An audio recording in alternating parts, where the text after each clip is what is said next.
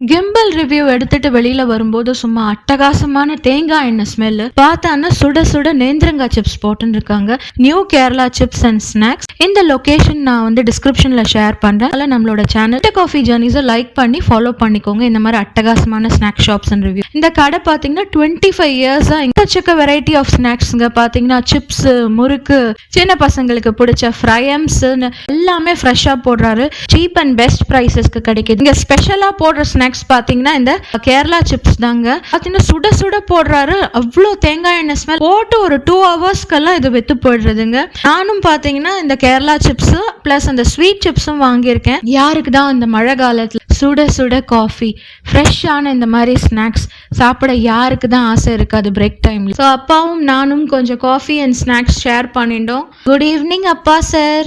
உங்க ஃப்ரெண்ட்ஸ் யாருக்கெல்லாம் ஸ்நாக்ஸ் பிடிக்கும் ஷேர் பண்ணுங்க. இந்த ஸ்பாட்டை டெஃபினட்டா விசிட்